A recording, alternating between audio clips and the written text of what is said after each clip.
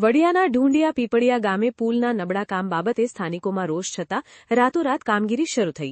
અમરેલી જિલ્લાના વડિયા કુંકાવાવ તાલુકાના ઢૂંઢિયા પીપળિયા ગામે મુખ્ય માર્ગના ગામના પ્રવેશદ્વારથી ગામને જોડતા નદી પરના પુલ માટે વર્ષોથી ચોમાસામાં ગામની ખૂબ મોટી સમસ્યા હતી।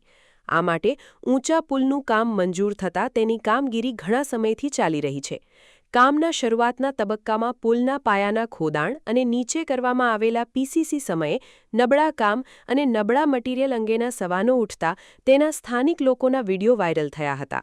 શરૂઆતથી નબળા કામના વિવાદ વચ્ચે ચાલતા આ પુલના કામમાં ફરી નબળી ગુણવત્તા અને લાઇન લેવલ વગરના કામના પ્રશ્નો ઉપસ્થિત થતા લોકોમાં રોષ જોવા મળી રહ્યો છે।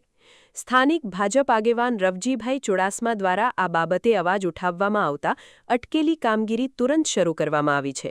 તો અવાજ ઉઠ્યા બાદ સ્થાનિક આગેવાન, તાલુકા પંચાયત સદસ્ય અને કોન્ટ્રાક્ટરના માણસ સાથેની વાતચીતના 2 ઓડિયો વાયરલ થયા હતા અને તેમાં પુલના કામ બાબતે સ્થાનિકોનો વિરોધ અને નબળા કામ બાબતે સ્પષ્ટતા થતી જોવા મળી હતી। વડિયાના ઢૂંઢિયા પીપળિયા ગામને જોડતા આ પુલમાં ભ્રષ્ટાચાર આચરાયો હોવાના ઓડિયો અને વિડીયો વાયરલ થતાં સમગ્ર પંથકમાં ભ્રષ્ટાચારે માંજા મૂકી હોવાની ચર્ચાઓ ચગડોળે ચડતી જોવા મળી રહી છે।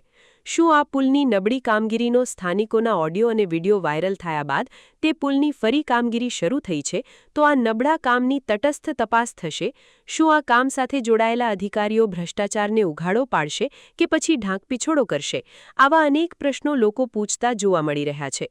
ત્યારે ભ્રષ્ટાચારની સામે લડત ચલાવવાની જાહેર ભાષણોમાં વાતો કરતા અમરેલી કુંકાવાવ વડિયાના ધારાસભ્ય અને રાજ્ય સરકારના મંત્રી કૌશિક વેકરિયા પોતાના મત વિસ્તાર એવા ઢૂંઢિયા પીપળિયા ગામે ભાજપ આગેવાનો દ્વારા ઉઠાવવામાં આવેલા અવાજ બાબતે તટસ્થ તપાસ કરાવશે કે પછી ઢાંકપીછોડો કરી સબ સલામત હોવાનું અધિકારીઓ જાહેર કરશે તે તો આવનારો સમય જ બતાવશે।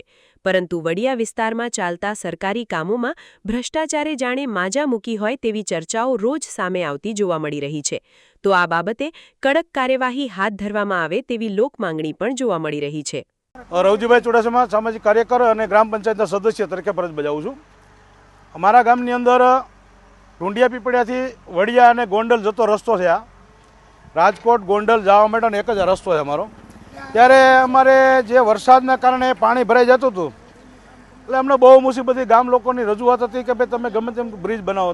ત્યારે અમારા ઉર્જા મંત્રી શ્રી કૌશિકભાઈ વેકરિયાને અમે રજૂઆત કરી કે સાહેબ અમને એક આ પુલ બનાવી દો। ત્યારે એમને 60 થી 65 લાખ રૂપિયા મંજૂર કરી અને પુલ કામ મંજૂર થયું। ત્યારે એજન્સીને કામ મળ્યું, એજન્સીએ કામ ચાલુ કર્યું, એનું 1 વર્ષ થઈ ગયું। એકદમ ગોકળ ભક્તા ઢીલી નક્કીથી કામ ચાલુ છે। 1 વર્ષથી કામ પૂરું કરવામાં નથી। લાઇન લેવલમાં કામ તદ્દન આઉટ છે। જે બ્રિજ ખરેખર રોડ બાજુ જોઈએ એની જે અવળી સાઈડ રોડ બનાવેલો છે। એટલે હવે કાર્યપાલકને આપણે બધી રજૂઆત કરીને કેવું છે કે તમે રિટર્નો આની થોડીક લંબાવો અને એકદમ સીધો પેલો પહેલાં અમે આમ ગઢ નાણાંની જેમ હાલતા હવે હાંડિયા પુલની જેમ હાલશું। આવો બ્રિજ બને છે। 2 ફૂટ ઊંડો જોતો હતો, ઊંડાની જગ્યાએ 2 ફૂટ અધર લઈ લીધો। એટલે ગામ લોકોને અત્યારે છે ને બધા એવી માંગણી કરે કે ભાઈ આમાં આપણે હાલશું કેમ? અને 15 જૂન બેસી ગયું, ચોમાસું બેસી ગયું ત્યારે ગામ લોકોને હાલવાની મુસીબત થાય। ગામમાંથી માલ સંભાળ ત્યાંથી સપ્લાય કરીને ગોંડલ યાર્ડમાં લઈ જવાનો થતો હોય।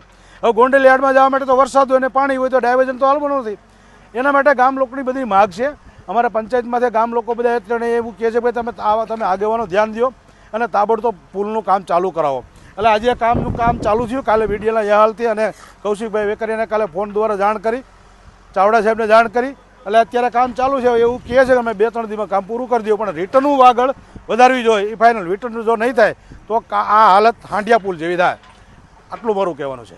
અને આ પુલની અંદર શું નબળી કામગીરી થઈ હતી? પાયા જ નબળા છે। પાયા ઊંડા જે જોતા 2 ફૂટ પાયા લઈ જતા પાયા ખોદા નથી। એના ફોટા મારી પાસે છે।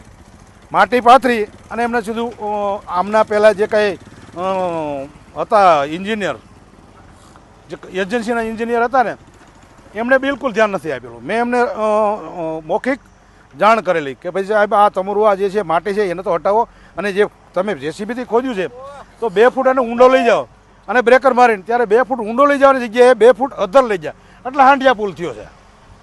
અને શું તો ગામના લોકોની તમારા લોકોની માંગ હતી? માગ તો આ બ્રિજ પુલ બનાવવા માટેની માગ હતી અમારી કે ભાઈ તાબડતોબ આ પુલ બને। તો પુલ માટે અમારા ધારાસભ્ય તો ગ્રાન્ટ આપી દીધી અને બધું મંજૂર કરાવી દીધું। હવે એજન્સી છે, એજન્સીને કામ કરવાનું હોય, પણ એજન્સી એકદમ ઢીલી નીતિથી કામ કરે છે। એટલે ગામ લોકો અત્યારે અમારી પંચાયતમાં સવારી કરી જાય છે। કે ભાઈ તમે આગેવાનો ધ્યાન દો. એટલે અમારી માથે એટલે મુસીબત આવી છે. કેમ 15 જૂન બેસી ગઈ, હવે સરપંચ ઉપસરપંચ ને આખી બોડીને એમ કે ભાઈ તમે કા રાજીનામા આપી દો. એટલે અમારે શું કરવાનું? અમારે તો ફરજિયાત અમે અમારા ધારાસભ્યને રજૂઆત કરી. ધારાસભ્ય તાબડતોબ ઇન્જિનિયરને કીધું અને કોન્ટ્રાક્ટરને કીધું, આ માણસોને મૂકી દીધા, હવે કામ ચાલુ કરી દીધું. સમાચારની અવનવી અપડેટ જોતા રહો નિખરતા ગુજરાત ન્યૂઝ સાથે. નિખરતા ગુજરાત ન્યૂઝને લાઇક, શેર, સબસ્ક્રાઇબ કરો અને બેલ આઇકન દબાવીને સમાચારની ઝડપી માહિતી મેળવો.